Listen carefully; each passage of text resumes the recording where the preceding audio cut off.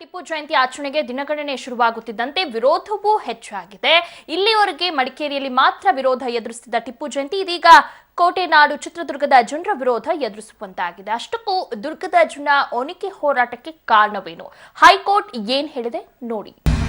ಟಿಪ್ಪು ಜಯಂತಿ ವಿರೋಧಿಸಿ ಒನಕೆ ಹೋರಾಟ. ಟಿಪ್ಪು ಜಯಂತಿ ಆಚರಣೆಗೆ ಪರ ವಿರೋಧ ವ್ಯಕ್ತವಾಗುತ್ತಿರುವ ಬೆನ್ನಲ್ಲೇ ಇಂದು ಚಿತ್ರದುರ್ಗದಲ್ಲಿ ಬಿಜೆಪಿ, ಭಜರಂಗ ದಳ ಮತ್ತು ನಾಯಕ ಸಮುದಾಯದ ಜನರು ಒನಕೆ ಪ್ರತಿಭಟನೆ ನಡೆಸಲು ಮುಂದಾಗಿದ್ರು. ಆದರೆ ಜಿಲ್ಲಾಡಳಿತ ನಿಷೇಧ ಹೇರಿದ್ದು 1,000ಕ್ಕೂ ಹೆಚ್ಚು ಜನ ಪೊಲೀಸರನ್ನ ನಿಯೋಜಿಸಲಾಗಿದೆ. ಇನ್ನು ಚಿತ್ರದುರ್ಗದಲ್ಲಿ 25ಕ್ಕೂ ಹೆಚ್ಚು ಭಜರಂಗ ದಳದವರನ್ನು ವಶಕ್ಕೆ ಪಡೆದಿದ್ದಾರೆ. ಇನ್ನು ಹಿರಿಯೂರಿನ ಜವಗೊಂಡನಹಳ್ಳಿ ಬಳಿ ಚಿತ್ರನಟಿ ಮತ್ತು ವಿಧಾನ ಪರಿಷತ್ ಸದಸ್ಯೆ ತಾರಾ ಅವರನ್ನು ವಶಕ್ಕೆ ಪಡೆದು ಬಿಡುಗಡೆ ಮಾಡಿದ್ರು.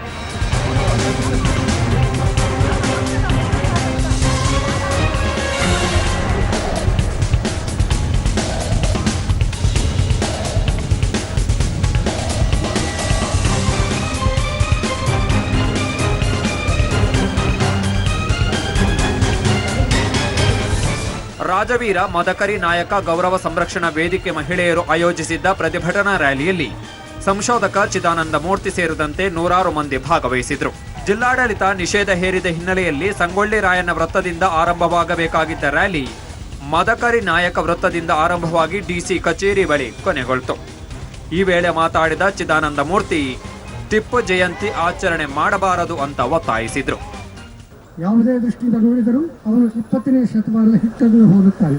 ಅಂತಹ ಅತ್ಯಂತ ಕ್ರೂರ, ಮತಾಂಧ, ನರಹಂತಕ, ಭಾಷಾಂಧ ಟಿಪ್ಪುವಿನ ಜಯಂತಿಯನ್ನು ಕರ್ನಾಟಕ ಸರ್ಕಾರ ಆಚರಿಸುವುದು 10-12 ಸರಿಯೇ? ಅದೊಂದು ಮಾನವೀಯತೆಗೆ, ಇತಿಹಾಸಕ್ಕೆ ಮಾಡುವ ಅತ್ಯಂತ ಘೋರ ಅಪಚಾರ. ಟಿಪ್ಪು ಜಯಂತಿ ವಿಚಾರವಾಗಿ ಬೆಂಗಳೂರಲ್ಲಿ ಮಾತಾಡಿದ ಚಿತ್ರದುರ್ಗ ಜಿಲ್ಲಾ ಉಸ್ತುವಾರಿ ಸಚಿವ ಆಂಜನೇಯ, ಮಾರಕಾಸ್ತ್ರ ಹಿಡಿದು ಪ್ರತಿಭಟನೆ ನಡೆಸಲು ಅವಕಾಶವಿಲ್ಲ.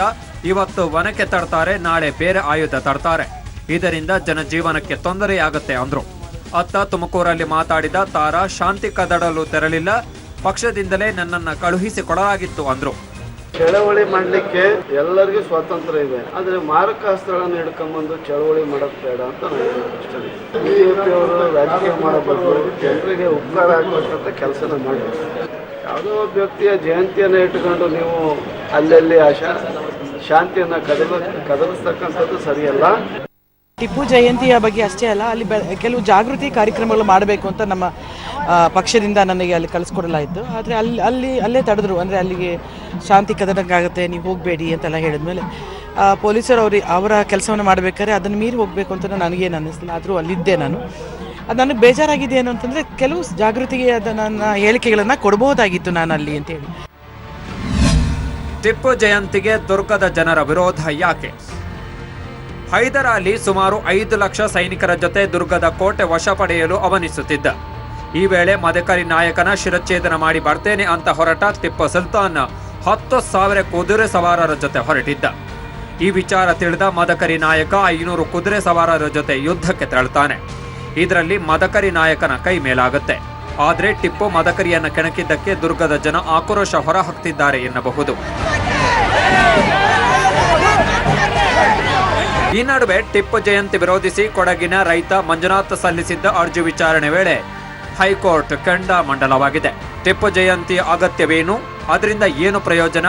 ನನಗೆ ಇತಿಹಾಸ ತಿಳಿದಂತೆ ಟಿಪ್ಪು ಒಬ್ಬ ಸಂಸ್ಥಾನದ ರಾಜನಷ್ಟೇ.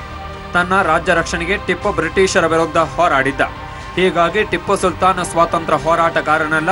ಸರ್ಕಾರ ಟಿಪ್ಪು ಜಯಂತಿ ಆಚರಣೆಗೆ ಯಾಕೆ ಉತ್ಸುಕತೆ ತೋರ್ತಿದೆ ಅಂತ ಹೈಕೋರ್ಟ್ ಮುಖ್ಯ ನ್ಯಾಯಮೂರ್ತಿ ಎಸ್ ಕೆ ಮುಖರ್ಜಿ ಪ್ರಶ್ನೆ ಮಾಡಿ ವಿಚಾರಣೆ ಮುಂದೂಡಿದ್ದಾರೆ. News bureau, public TV.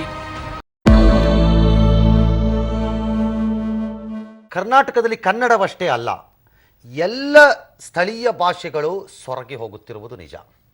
ಅದು ತಮಿಳು ಹೌದು, ತೆಲುಗು ಕೂಡ ನಿಜ ಆಗತ್ತೆ, ನಾಳೆ ಮಲಯಾಳಂಗೂ ಆಗತ್ತೆ, ಮತ್ತೊಂದಕ್ಕೂ ಆಗತ್ತೆ, ಹಿಂದಿಯನ್ನು ಬಿಟ್ಟು. ಯಾಕಂದರೆ ಹಿಂದಿಯ ವ್ಯಾಪಕತೆ ಜಾಸ್ತಿ ಇದೆ. ತೆಲುಗು, ಮಲಯಾಳಂ ಮತ್ತು ತಮಿಳಿಗೆ ತಡವಾಗಿ ಆಗಬಹುದು ಹೊಡೆತಗಳು, ಬಿಕಾಸ್ ಅವರ ಬೇರುಗಳು ಗಟ್ಟಿಯಾಗಿವೆ ನಮ್ಮದಕ್ಕಿಂತ. ಮಗಳ ಮದುವೆ ನಿಟ್ಟಿನಲ್ಲಿ ಮಾಜಿ ಸಚಿವ ಜನಾರ್ದನ ರೆಡ್ಡಿ 5 ವರ್ಷಗಳ ಬಳಿಕ ಇವತ್ತು ಬಳ್ಳಾರಿಗೆ ಭೇಟಿ ನೀಡಿದ್ದಾರೆ. ಬಳ್ಳಾರಿ ತಾಲೂಕಿನ ಪಿಡಿಹಳ್ಳಿ ಗ್ರಾಮಕ್ಕೆ ಆಗಮಿಸಿದ ರೆಡ್ಡಿಗೆ ಸುರೇಶ್ ಬಾಬು, ಸೋಮಶೇಖರ್ ರೆಡ್ಡಿ ಸೇರಿ ಬೆಂಬಲಿಗರು ಭರ್ಜರಿ ಸ್ವಾಗತವನ್ನ ನೀಡಿದರು.